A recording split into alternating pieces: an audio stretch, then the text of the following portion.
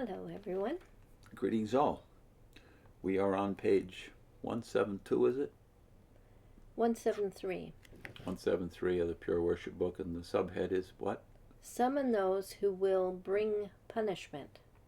So this is, of course, the chapter on putting a mark on the foreheads of the people, sighing and groaning over the detestable things being done in Jerusalem. We made the point last time about the mark, and we got a little pushback, as we have in the past, talking about the cross. Which is, well, what does it matter? Or it wasn't a cross, and even if it was, it doesn't really matter because it's symbolic mark, etc. But the point is, and we have pointed this out in our videos before on the cross, so look up the playlist on the cross and paganism, etc. And more importantly, look at the document upon which those videos were based. And that's, you can find on onewonders.org website. And in that booklet, before we even get to Jack Finnegan and the archaeological evidence about what that was, that mark, we're dealing with the cover-up. If they didn't think it was important, what the mark actually was, then why have they bothered to cover it up what's the opposition of the cross all about? Because they have had to distort documents, and they're still distorting the same documents they were distorting generations ago, Bible dictionaries from the 19th century, to prove their point that the cross is not the object that Christ was crucified on, or the torture stake. So why are they distorting history as well as the biblical data if this is not important at all? Yeah. We're dealing now, though, more with their use of the text, the vision text, where the mark idea is found, right? Put the mark on the foreheads. Why do they like to spend so much time on the vision text? We'll get to that in a sec. But let's read what they have to say. Okay. I'm reading from the screen and Vivian from the book.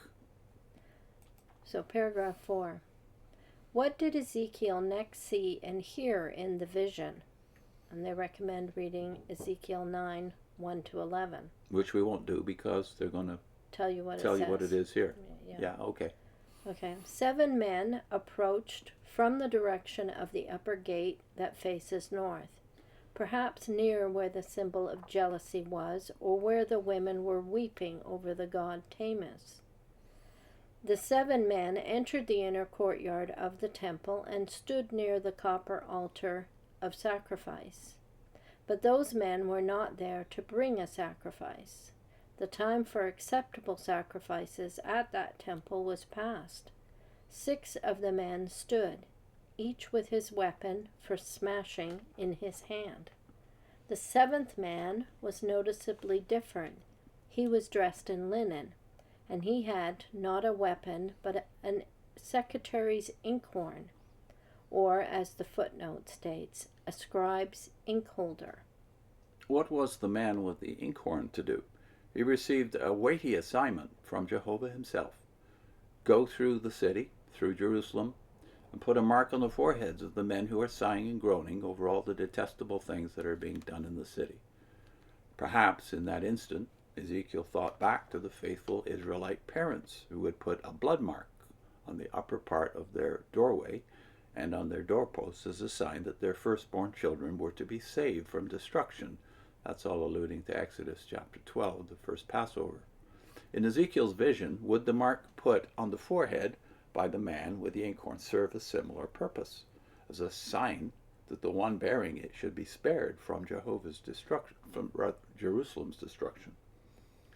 The answer becomes clear when we consider the basis for the mark. It was to be put on the foreheads of those who were sighing and groaning over the detestable things that were being done in the city. What may we thus conclude about those marked?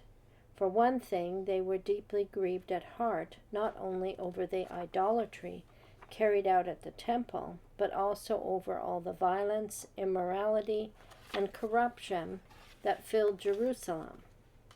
In addition, they likely did not hide their feelings.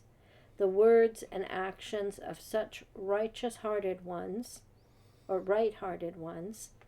no doubt demonstrated their disgust at what was going on in the land and their devotion to pure worship.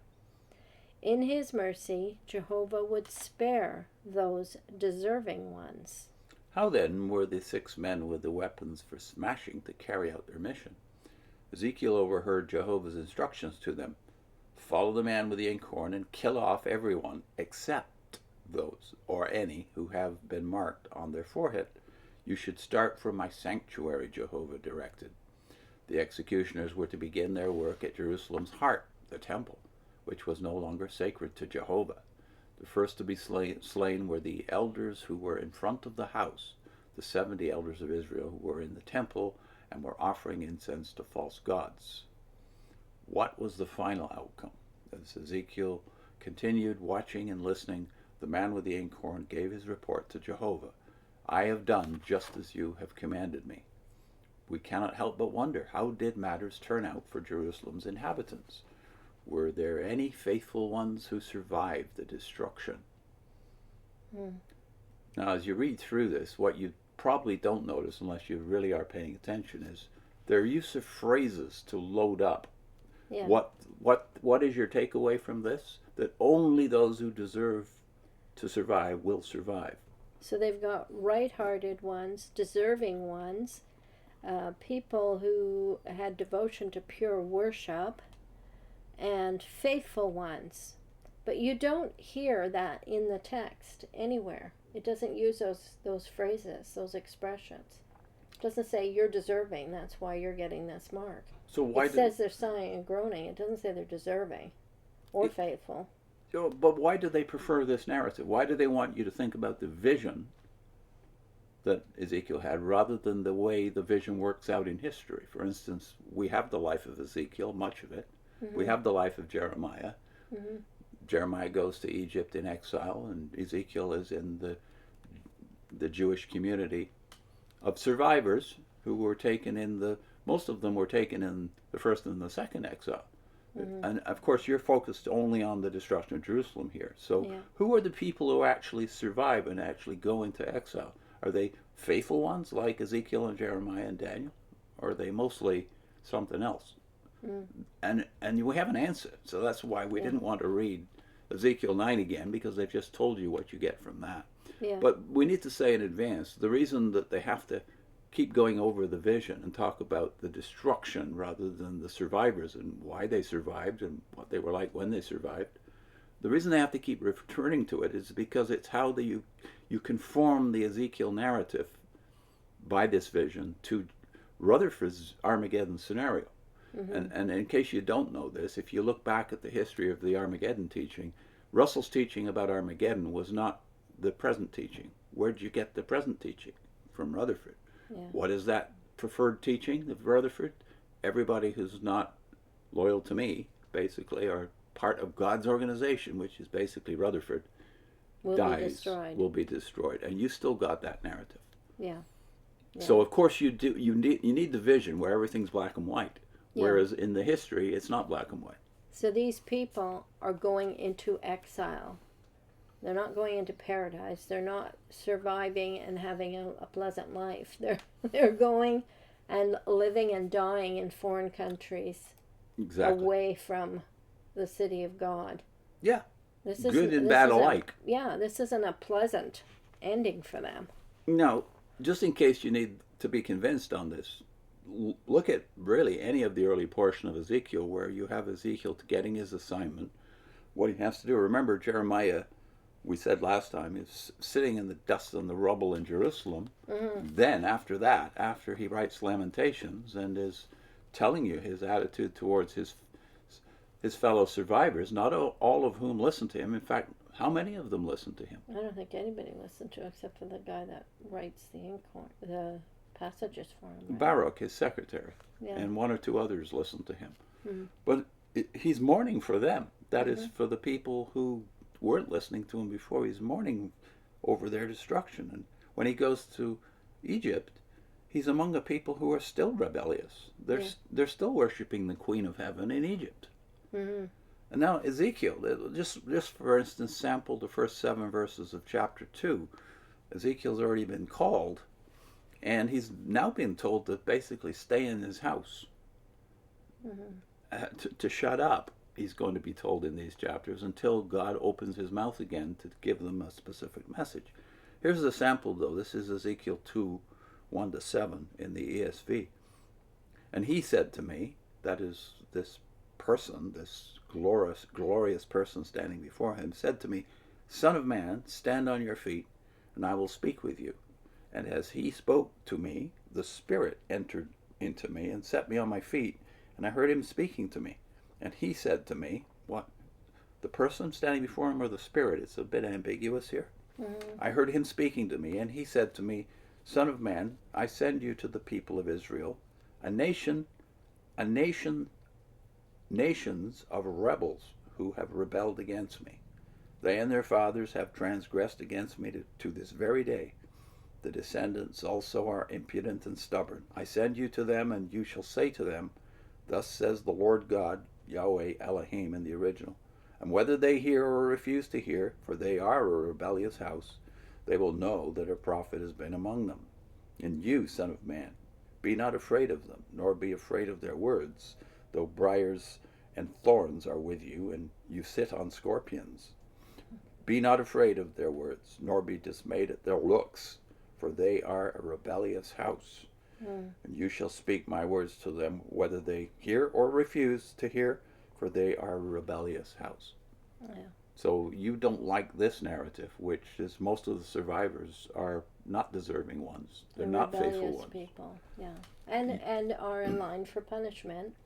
Some of them, it's exile. Yeah. The punishment that they endure. But on the other hand, Jeremiah, Daniel, and Ezekiel will all die in the same exile. And they're tied to their forefathers.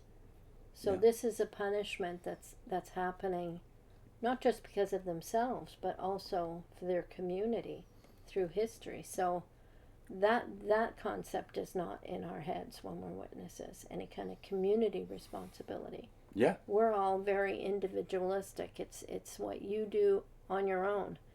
But here, there's a judgment that falls because of their community. Mm. And I would say you have to bear that principle in our world too. Yeah. People who live in a society that's deteriorating are also suffering, even if they're not, living the way the world lives. They're still suffering. So there's an element of responsibility because we've let the world go down the drain like we have. I would say, again, we should repeat this over and over again because witnesses just don't know this. It's because of the mind control, this idea of deserving ones, etc., which is repeated endlessly. Also, the phrases true religion and false religion that we decried in the recent past. Mm-hmm. Because those concepts are so deep in your brain and your heart, as a witness looking at the black and white world you think you live in. Yeah.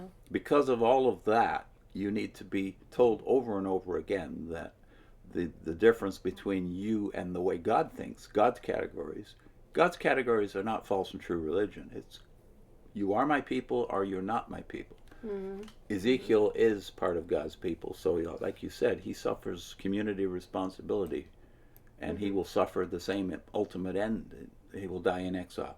Yeah.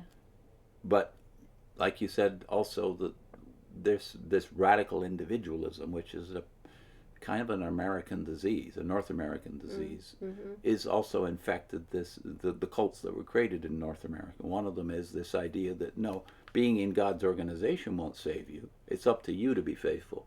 It's up to you personally to deserve it.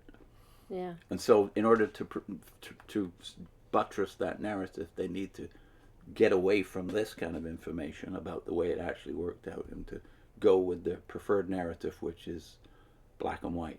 Mm-hmm. What's our link?